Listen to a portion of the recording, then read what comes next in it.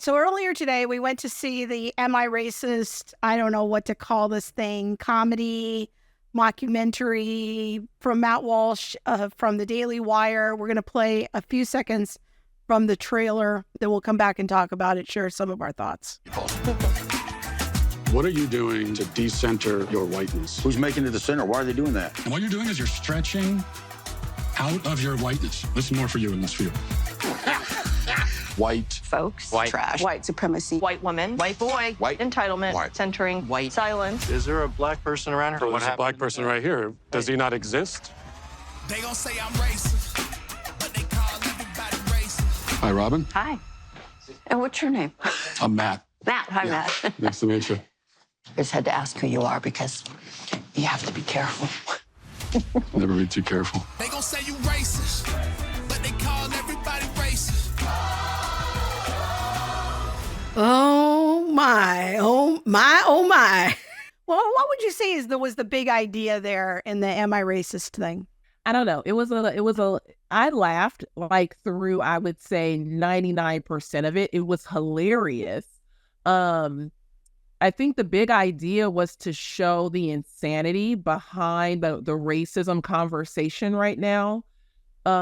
Specifically the DEI trainings and programming and all of that.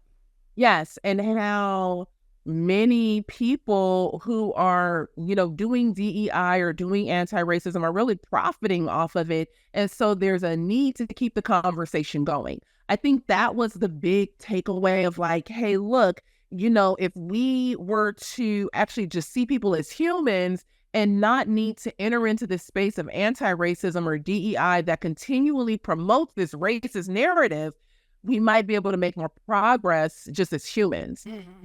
Unfortunately, I also think there was a missed opportunity there. Oh, I think that there was a couple of missed opportunities. I would love to. We haven't talked about it. We just went to it and then we left. So we haven't talked about it together. So I'm curious as to what, and people might not know that Robin DiAngelo was there at the end, who's the author of the very famous book, White Fragility, which really, to me, the book was lurking in the background of the whole film of her ideology, her framework, her model. And then, her and Kendi. Yeah, her and Kendi. And Matt Walsh is basically putting on a bad wig and some glasses and a disguise and trying to take the principles of diversity, equity, and inclusion to their logical end. And he does this with a straight face through the whole thing. And I'm just sitting there thinking, how is he doing? It's like he goes to a DEI training. He becomes certified through some farm of DEI certification. He goes to one of those white women dinners where the white women pay $5,000 to be berated by experts. I mean, it's a lot of outlandish situations that he sort of infiltrates. And I think that while there was a lot that was just hilarious, and I think it's hilarious because we have these conversations all the time, and when you have thought through a lot of this, you can see the insanity behind it.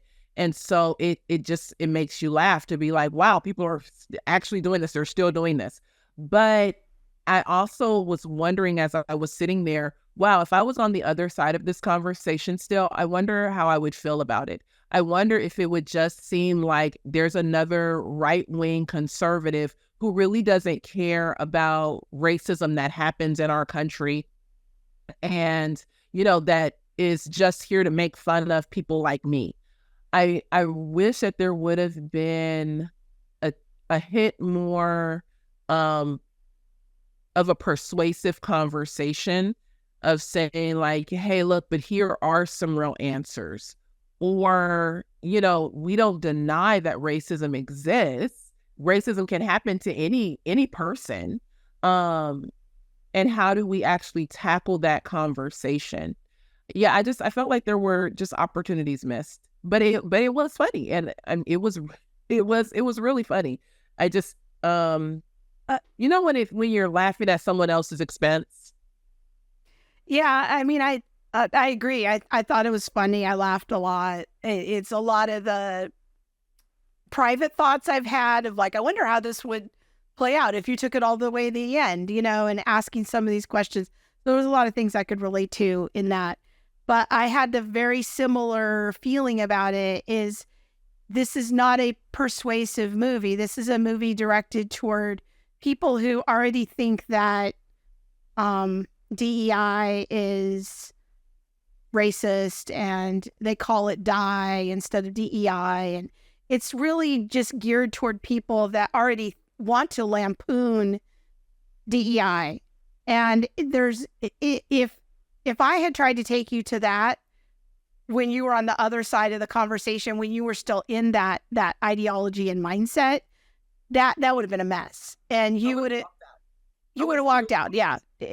Yeah. Because there was no sense of compassion about an acknowledgement of actual racism. The movie is sort of designed to program you to think that racism is a thing of the past. It's not really real, and that there is no struggle, and we should just stop talking about race and the problem will go away, which you and I both know that that's not true.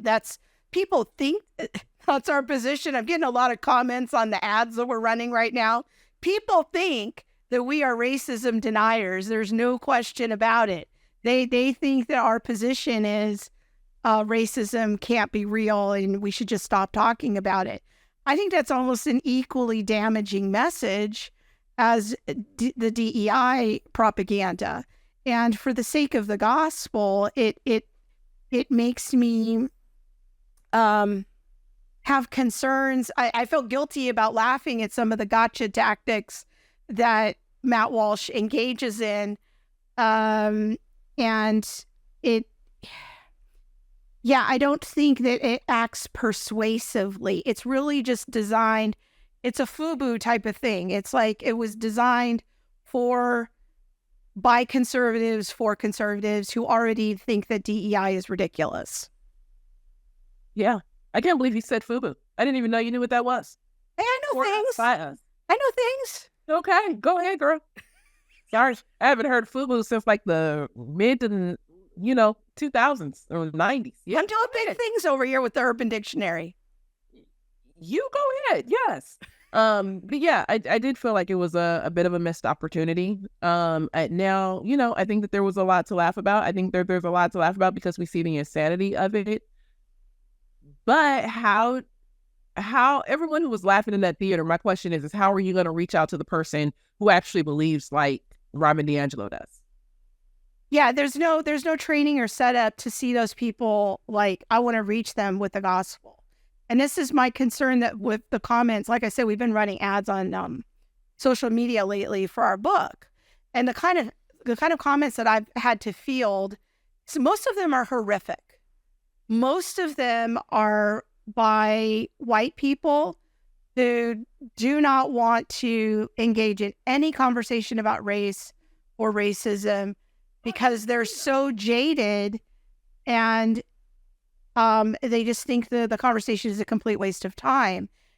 And I'm thinking, okay, yeah, there can be problematic conversations about race, unproductive conversations about race, but that doesn't help our hearts orient toward how am I going to persuade people to come believe in what Jesus has accomplished on the cross and the unity that he has accomplished. Like, it doesn't put compassion in my heart for people like 2019 Monique Duson. And I see people on social media write people off like you all the time. And there's no hope. Don't engage with these people. It's a waste of time. It's stupid. They're stupid. And this movie doesn't help that. Yeah. Yes, I can't say that I disagree. I think that the gospel is needed on both sides of the conversation. And a true understanding of our common humanity, a true understanding of our identity. Like when Paul talks about bearing with one another, I think that idea is just lost on so many Christians. It's okay for me to give up on you because we're talking about race.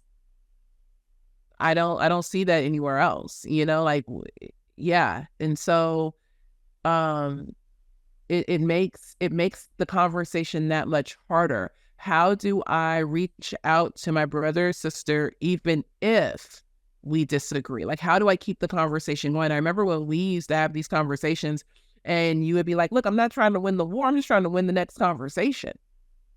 How do we win the next conversation with people? I don't think that we win the next conversation with, films like Am I Racist? But does that mean that there aren't places for films like Am I Racist? I would say there is a place at times for something like Am I Racist? Because at times you really just need to sit down and look at the insanity of it among your people and laugh. And I think that that's what that film provided today. Like, I didn't know those people in the theater and we all laughed.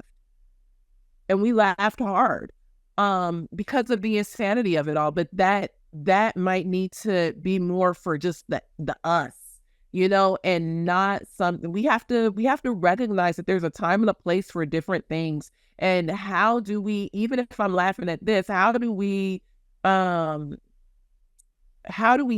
good conversations in the public square? How do I go after the heart of the person who may still be upholding anti-racism, who may see racism like inherently within all white people? Like, how do I go after that person's heart? And that's what I don't see on social media. And that's what always bothers me. Like, I agree with you. There's a place for this film. It is legitimately funny. It is legitimately entertaining, has high production value. I'm not saying don't go see it, but in your worldview conversation, if you take young people to see it, please don't neglect to talk about the fact that the movie does not bring hope. There is no hope that is presented in that film other than let's just do our best to see our common humanity. That's basically there's kind of a little spoofy end speech that Matt Walsh gives. But there's no ultimate hope for ethnic unity presented in the film. It is a strictly secular film. And if we're going to have a worldview conversation with a young person about it, we have got to steer them to really the hope is in the gospel. And sometimes we do need to see race. Sometimes racism happens, and sometimes we do need to speak about it. Now, maybe it's not in the way that is presented in the film, but sometimes racial division needs to be a conversation. Sometimes we need to talk about these issues and the better hope that is offered in the gospel. There was no hope in that film. There was nothing of eternal statement or value in it. It was good for a laugh, and that's great. That has its place. But I think that we've got to be careful not to disciple our hearts where it just becomes, it's okay for me to always have that posture of laughing and spoofing when it comes to race, because that's not going to help us persuade people. That's not going to help us change hearts and minds.